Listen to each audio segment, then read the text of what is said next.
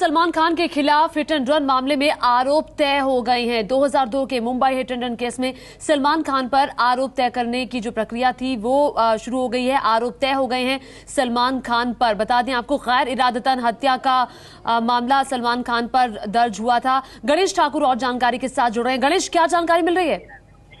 जी देखिए, अभी बड़ी खबर आई है कि सलमान खान के खिलाफ आरोप तय हो गए हैं और आरोप तय किए गए हैं आईपीसी की धारा 304(2) कल्पेबल होमिसाइड यानी गैर इरादतन हत्या के तहत आरोप तय हुए हैं। इसके अलावा IPC section 379, 337, 338, 427, motor vehicle act section 134, इसके अलावा बॉम्बे प्रोहिबिशन एक्ट 66B इन धाराओं के तहत आरोप तय हुए हैं। जो 304(2) धारा है वो है गैर इरादतन हत्या, 379 नेग्लिजेंस है और नेग्लिजेंस के अलावा कॉजिंग हर्ट और कॉजिंग ग्रीवियस इंजरी 338 और 337 ये धाराएं हैं। तो इन सभी धाराओं के तहत आरोप तय हुए हैं और उसका सलमान खान का सिग्नेचर भी लिया गया है। सलमान खान से अदालत ने आरोप तय करने वक्त पूछा कि क्या आप खुद को दोषी मानते हैं, समझते हैं। सलमान खान ने प्लीड नॉट गिल्टी कहा, यानी उन्होंने खुद को बेकसूर या दोषी नहीं कहा है। तो इस तरह सलमान खान के खिलाफ आरोप अभी तय हुए हैं। आरोप तय होने के बाद अब सलमान खान दोबारा से आरोपियों के कटघरे में जाके बैठे हुए हैं। आगे की प्रक्रिया शुरू हुई है। सुबह सुबह जब कोर्ट की प्रोसीडिंग शुरू हुई तो एक जज साहब ने खुद होते हुए कहा कि उनका ट्रांसफर हुआ है एनआईए कोर्ट में, तो उनके खिलाफ ट्रायल चलाना उचित नहीं होगा, योग्य नहीं होगा। उन्होंने खुद ये ट्रायल चलाना योग्य नहीं होगा, इसलिए सलमान खान के खिलाफ इस केस का लोकल स्टैंडर्ड देखने के बाद आगे की प्रक्रिया की जाएगी, यानी प्रोसीडिंग्स होगी। लेकिन सलमान खान की तरफ से उस समय एक एग्जेम्पशन ऑफ अपीयरेंस यानी कोर्ट में नहीं हाजिर रहने के लिए प्रोसीडिंग्स के दौरान एक एप्लीकेशन की गई थी और एप्लीकेशन को अदालत ने मंजूर किया। और अदालत ने जब मंजूर किया तो पब्लिक प्रोसिक्यूटर ने कहा कि अगर इनका एप्लीकेशन मंजूर किया गया है और आपका ट्रांसफर हो रहा है तो चार्जेस फ्रेम कब होंगे। और जज साहब ने खुद पूछा कि अगर आप एप्लीकेशन करें तो चार्जेस फ्रेम कब होंगे। तो पब्लिक प्रोसिक्यूटर ने कहा कि आज ही चार्जेस फ्रेम किए ताकि उनको एग्जेम्पशन मिलता है, तो चार्जेस फ्रेम करने के लिए कोई ज्यादा वक्त नहीं लिया जाए। तो अदालत ने इस पर अभी अपना निर्णय सुनाया है, आरोप तय किए हैं। आईपीसी की धारा 304(2) यानी culpable homicides not amounting to murder यानी गैर इरादतन हत्या का आरोप तय किया है। इसके अलावा 379 जो नेग्लिजेंस है यानी लापरवाही से गाड़ी चलाना है। इसके अलावा 337 कॉजिंग इंजरी बाय ऑब्जेक्ट यानी गाड़ी से कुछ व्यक्तियों को इंजर्ड करना और कॉजिंग ग्रीवियस इंजरी का सेक्शन 338 लगाया है और आईपीसी का सेक्शन 427 भी उन पर लगाया गया है। इसके अलावा मोटर व्हीकल एक्ट और बॉम्बे प्रोहिबिशन एक्ट भी के आरोपों के तहत भी आरोप इन्होंने यहाँ पर तय किए हैं अदालत में।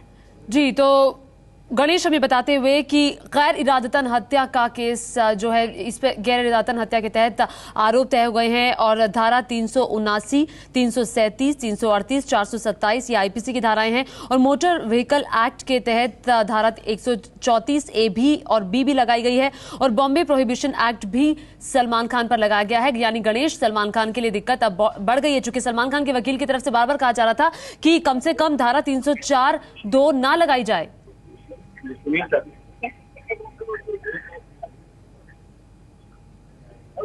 तो सलमान खान के खिलाफ गैर इरादतन हत्या का मामला जो है वो गैर इरादतन हत्या के तहत आरोप तय हो गए हैं और दिक्कत जो है वो सलमान खान के लिए बढ़ेगी। हालांकि सलमान खान की तरफ से आज अर्जी दी गई थी केस कि ये मामला जो है दूसरी कोर्ट में चला जाए और आज जज की तरफ से ये कहा गया था कि वो इस मामले की अभी सुनवाई नहीं करेंगे क्योंकि उनका तबादला हो गया है। फिर कहा गया कि कम से कम आज आरोप तय हो जाए, चूंकि सलमान खान ने आज आरोप तय हो जाए। फिर अब आरोप तय हो गए हैं, सलमान खान के लिए दिक्कत बढ़ गई है, आरोप तय हो गए हैं। गणेश लगातार बने हुए हैं। गणेश, ये सलमान खान के लिए दिक्कत बढ़ जाएगी क्योंकि सलमान खान के वकील की तरफ से बार बार कहा गया था कि कम से कम धारा 304(2) ना लगाई जाए।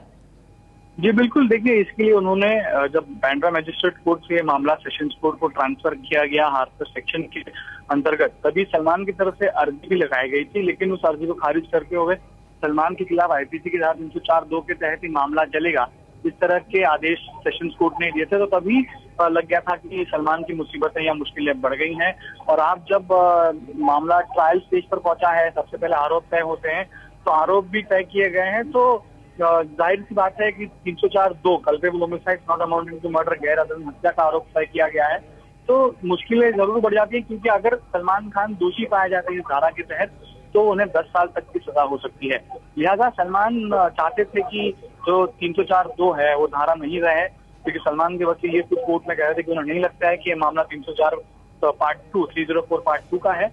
लेकिन अब आरोप तय हो गए हैं, ये साफ हो गया है कि अब सलमान के खिलाफ इन्हीं धाराओं के तहत ट्रायल चलेगा, मामला चलेगा, और अगर दोषी पाया जाता तो सलमान खान को 10 साल तक की सजा हो सकती है। जी गणेश, अभी भी इसके बाद अब एक लंबी कानूनी प्रक्रिया होगी, क्योंकि अभी आरोप तय हो गए हैं, उसके बाद ट्रायल चलेगा, कोर्ट में इन आरोपों पर जिरह होगी, उसके बाद जाकर ये मामला आगे बढ़ेगा।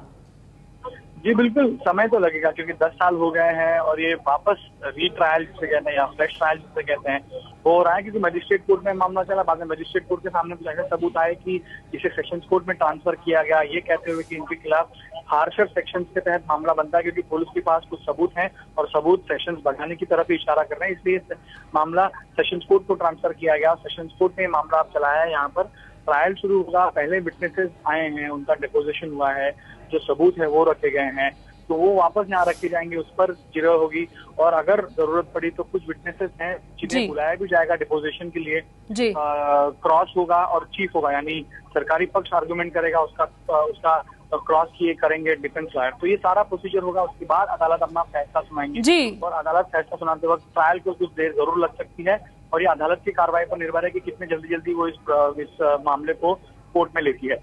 जी, तो गणेश ये बताइए कि क्या सलमान खान के जब आरोप तय हो रहे थे तो सलमान खान का क्या उस समय हाव भाव उनके रहे होंगे, क्योंकि जब उनसे ये पूछा गया कि आप दोषी हैं तो उन्होंने कहा कि नहीं, मैं दोषी नहीं हूँ। जी देखिए, सलमान खान की तरफ से कोई एक्सप्रेशन या कोई किसी तरह का कुछ बात उन्होंने नहीं की। वो कोर्ट में पहले आए और समय से पहले आने के बाद जब कोर्ट बैठे तो वो अपने, पिछली बार हमने देखा कि वो एक जो आम जनता के लिए जो एरिया होता है वहां बैठे थे, तो आज उस समय पिछली हियरिंग में अदालत ने कहा था कि आपकी जगह ये नहीं, आरोपियों का कटघरा है, तो वहां पर जाके बैठिए। तो आज वापस